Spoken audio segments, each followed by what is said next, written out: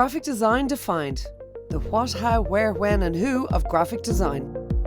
Welcome to Graphic Design Defined. Over the coming weeks, we'll take you on a stroll through the technicolor world of graphic design. We will cover everything from the visual and psychological art of storytelling, including branding, typography and logo design, to what to expect from a career as a professional graphic designer. This series of podcasts is brought to you by the British Academy of Graphic Design. Let's just dive right back into it. I remember once when I was a young designer, I thought my subconscious would actually do that. And I was having a terrible time. We were just not cracking it. Yeah. And I said, look, I know what I'm going to do. I'm going to go to sleep. I'm going to wake up tomorrow and there's going to be an idea, and there was nothing. And that happens to you once in your career and you never ever let it happen again. Yeah. I do remember a stand-up comedian I used to know. He used to talk about how he'd have the best ideas in his dreams, and he was like, I'm going to start writing them down, wake up during the night and write them down, because in the morning then I'll have the best joke ever. And he woke up the next morning and the piece of paper said, I am a hammer. Good gag. It became very real. But that's very true. I mean, one of the things that I encourage my creatives to do is staring at a screen all day is not a good idea, for many reasons. We all know probably why I'm wearing glasses. But staring at a screen is not a good idea. Getting up, walking around. I encourage as much as possible for creative people to get out and especially do and look at things that have nothing to do with what you're trying to crack. I'm lucky enough to work right in the centre of Dublin, where there's 2 art galleries within 100 meters of us. We have the National Art Gallery, and then we have another gallery which is more of kind of a modern art and more amateur art. I always say, just go in there, just immerse yourself in that world. And then when you come back, undoubtedly something will pop in. But the more times I've got up from my desk and walked away and then suddenly got an epiphany, that is, everyone's different. But for me, I think getting away from the work for a little while, and I don't mean slacking off. I don't mean playing a bit of Call of Duty. I mean, just being with your thoughts. Yeah. Inspiration is everywhere, but you have to be out there and open up to it, don't you? I mean, you won't get it on your desk. I do think as well, when there's so many things you can be taught, but there's so many sort of skills outside of literally just coming up with great ideas and finding a great way to make it. I'm thinking from a graphic design point of view now as well. There's definitely skills, there's definitely creative artistry in there. But then, like presentation skills, for example, you're talking about, finding idea generation, and literally finding how to tap into that. And then I guess dealing with clients and things that what would you say are challenges that were sort of unexpected to you when you started out? Both of you, actually, but I'll start with Marcus. I know sometimes people are people, right? It can always be quite difficult to deal with people. But was there anything that sort of took you by surprise, that, that a challenge that you just did not see coming when you got into the world of creating, great ideas? Yeah, it's your biggest stumbling block to creativity is your client, unfortunately. If you're very lucky, you're going to have, and I could count on this hand how many I've had in 24 years who get it. They just don't. And depending, you'd mentioned, Sam, you worked in Citibank. I've worked with an awful lot of banks creatively. And invariably, the marketing team will end up being someone who's just been there long enough. Not somebody who had any insight whatsoever into marketing or visuals of any kind, but just, I've been around long enough. So these are the stumbling blocks you tend to hit with all of your clients. I find the bigger the client, the more of a mess it becomes. But there's more marketing team. You can have sometimes cast of thousands. You could have 15, 16, 20 people in a meeting, and you're sitting there going, who's making the decisions? Then you find out the person making the decision isn't even in the meeting. Okay, right. Oh my God. Which is the worst. But then you've got somebody else purveying your brilliance to somebody else, and they're never going to present it the way you present it. Of course, Now, I'm painting a dark picture there, but that is unfortunately a huge obstacle. So as I always say to my creatives, I'm like, okay, you got a couple of obstacles. The first one's yourself, right? You got to get past your own critique of your own work. Your second one is going to be your creative director or your agency, or if you're freelance, it's going to be, that kind of trying to get across what they really want, probably in 2 or 3 iterations. But then when you get there, your biggest wall is going to be them. And if you can inspire them, and if you can, this is where presentation skills and everything else. Yeah. I've seen people sell mediocre work with such brilliance. I've seen people fail to sell great work. So I think clients, are amusing to a lot of people. They say the darndest things. Okay. There was a wonderful campaign recently, not that recently, about 10 years ago, where a load of creatives in our industry got together and they made posters of the most crazy things that clients have said. Oh, brilliant. Designed beautifully. It was called Sharp Suits. You can still look it up, I'm sure, if you can. Right. Sharp Suits. Yeah. So it was these beautiful, every art director in town pretty much did one. And I think a few from the UK as well. They actually, I think the guy who organized it is now creative director of White and Kennedy in UK. But some of them are hilarious. Clients say the darndest things. You have no idea what they're going to say. You could be so prepared, and then you just get hit with the left field. But like everything else in creative, if you stick to your guns, I think Sam, you mentioned it in one of the previous questions, rationales. You need to have a rationale for your work. I mean, I wrote one yesterday for a design technique that we wanted to use, and we really, really, really want to use. So I had to do a rationale on why it will work. Yeah.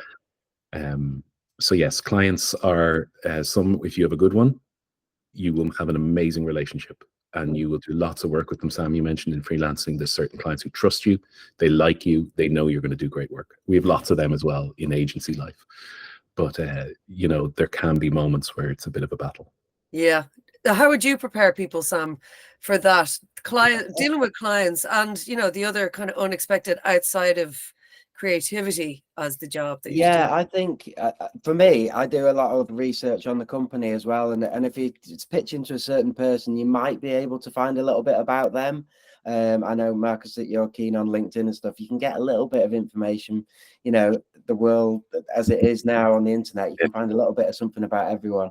So most of the people that I kind of pitch towards, I'll try and dig a little bit into what does their LinkedIn look like, what is their tone of voice, what do they interact with, how are they speaking, and kind of get an idea of what they may or may not warm to within your work. And obviously that depends on the business as well a little bit, and the kind of the way the business is built. So yeah, it's tricky, but I always try and do a little bit of research, basically. It's a good idea. It's great advice. You get to know your enemy. Yeah, exactly. And then the art of war. Yeah, it is very true that getting to know, one of the first things that we tend to do with clients when we get them is find out why they got into the business in the first place. What inspired you? What do you like? And you get a pretty good picture pretty fast of what they find to be great design. That's a great question, actually, to pick apart when you approach a new client. Yeah. Because you're finding the source of them, and what their vision would be. Well, what they think their vision is. I suppose you convince them what a better vision is. Yeah, I mean, look, everywhere is different. And one of the simplest models that I've come up with for clients is I answer the brief. Mm-hmm. And that sounds very basic, but sometimes clients don't know what they want.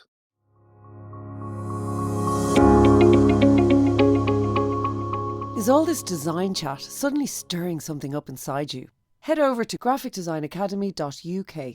You'll get loads of info on courses, flexible study plans, and easy payment plans.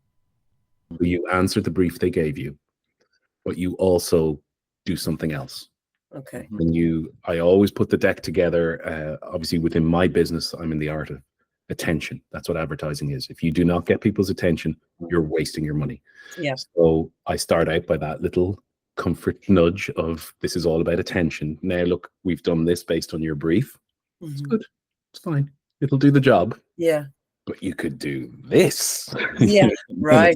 Here's what you could have won. Yeah. Here's what you could have won. Yeah. Exactly. Yeah. And more often than not, that's a good technique, because the worst thing you can do is go in without the brief being answered and say, we think you should do this. Yeah. That's suddenly everyone's on the back foot. People are, well, hang on, I asked you to do this, but you've gone and done this. Yeah. But if you say, look, you have this, it's ready to go. It's great. We have everything costed up. Everything can be done. Now have a look at this. I'm happy to report more often than not they'll go for the nicer idea, Yeah, or yeah. at least an iteration of nicer idea or design. Because I So- was going to ask you actually, how do you approach that when you're presented with a brief?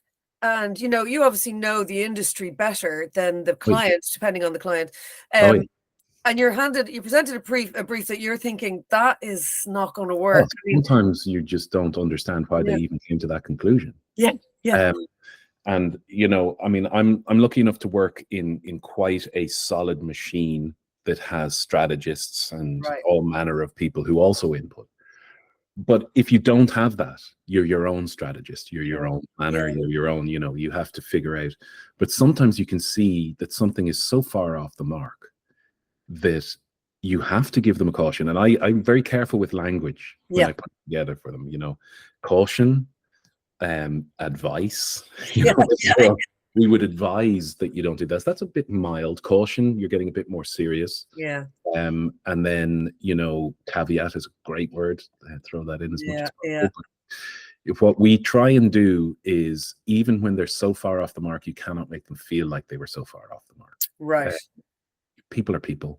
They're going to feel offended. They're going to feel like, I don't need to be lectured. And then they double down on the idea because they get effective out of it. So everything is relationship based. Sure. Sam will agree, certainly with his freelance clients, it's all about relationship. Some accounts in some agencies, we've had some accounts 25 plus years, and there's a reason for that, because they trust opinions. A lot of soft skills, right? A lot of skills. Yeah, yeah.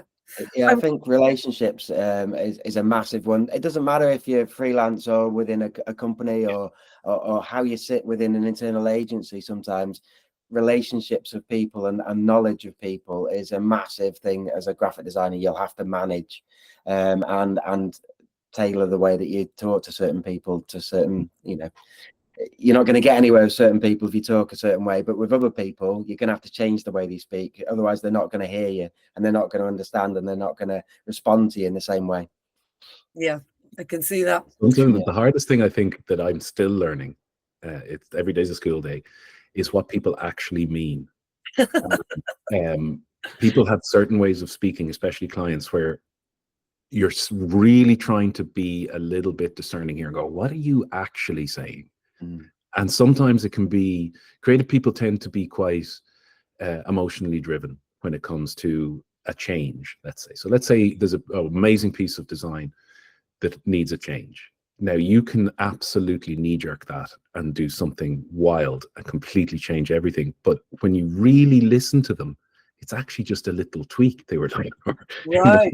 It wasn't start over. And sometimes it took me years to figure that out, that when a client does reject something, sometimes it can be rejected on the maddest little thing. And you go, oh God, so I could have actually kept exactly what I wanted, and all I had to do was this little tweak. Okay, that's a lesson. I'll remember that. So trying to be a client Piercing what they're telling you. Yeah. And I remember, like, it took me a while to figure this out myself as well. You know, this very famous saying for a writer anyway, you know, kill your darlings. And often you might have this absolute gem of a piece. For me, it'd be a piece of writing. For you guys, I guess it would be, you know, a piece of something you created. And it's not going to work for that particular project. Would you sort of park that aside, and would you have like a little pocket full of these things that maybe you go, yeah, do you have like a bottomless pit of these things? Yeah. That would be the same. Drawers full of stuff. Yeah. You know, that helps you get over it, I suppose. It helps you not be so brokenhearted that if it's not working for that, it doesn't mean this great idea is dead, right? That you can actually rehash it. Absolutely. There's a great saying a great creative said to me once, and I've always kept it with me. And it was, clients get the work they deserve. And it's almost a mantra to me. Okay. So if you have an obstinate, difficult client, they're going to get quite functional work. Okay. Right, that's fine. Everyone's happy.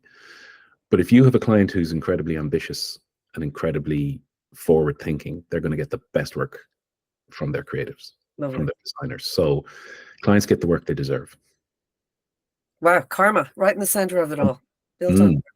I'm conscious of our time here, Marcus. So I'm just going to kind of wrap it up here with more of a broad sort of question. I mean, it's really about, it's related obviously to graphic design within, I suppose, the advertising industry, but any of the industries really.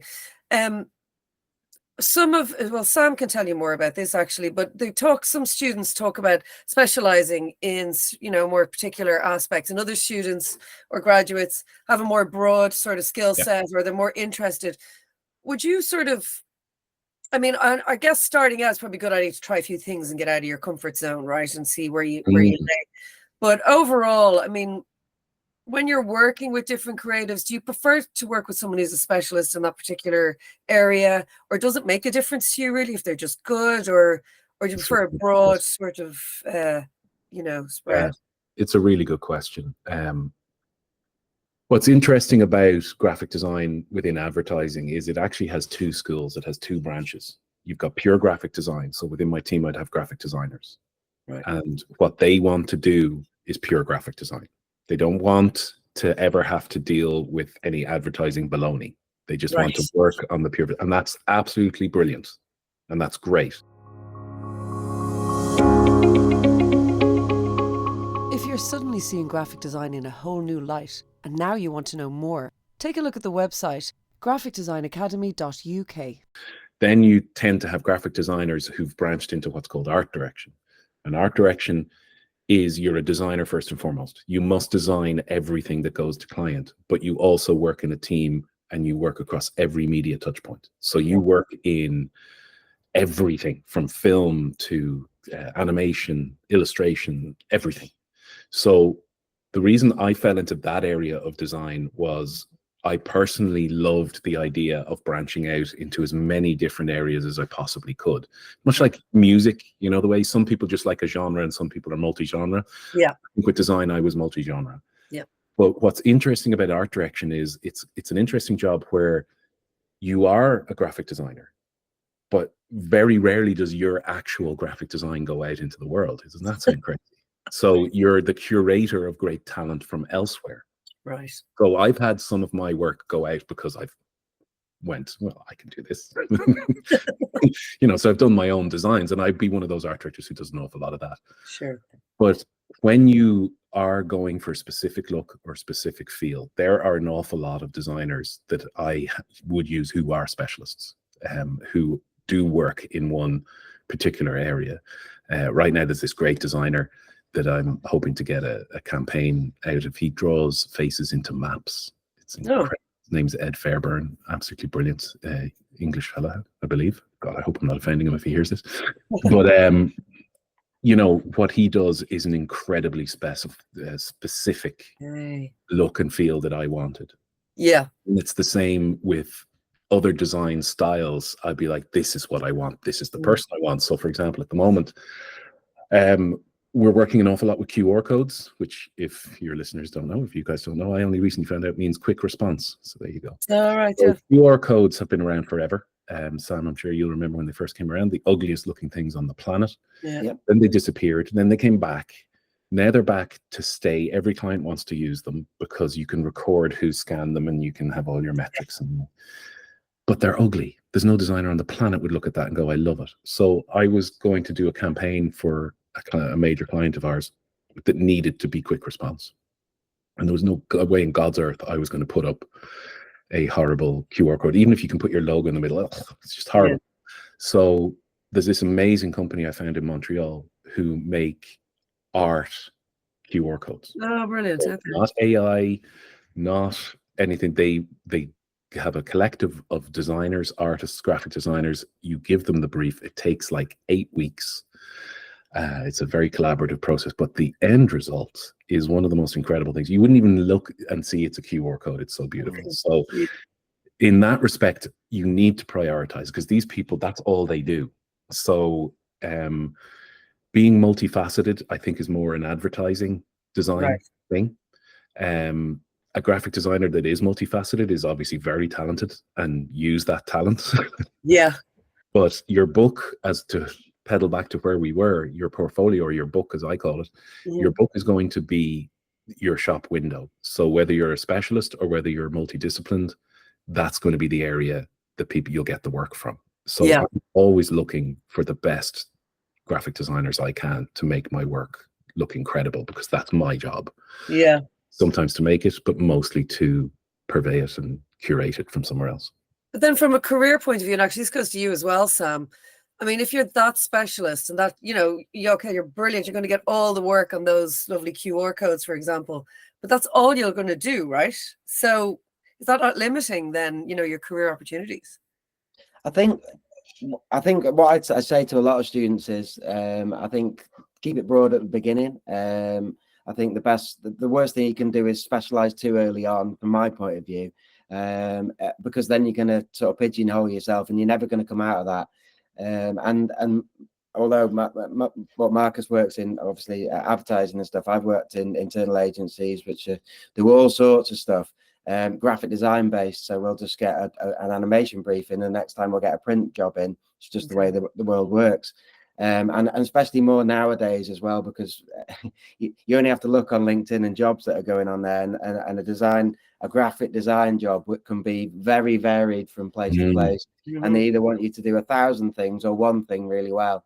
So I think from my point of view, I'd open them up and say, look, try and do a bit of everything and see what suits your style, see what suits your abilities, and then you can begin to refine what you offer if you want to. If not, you want to do I do a bit of everything.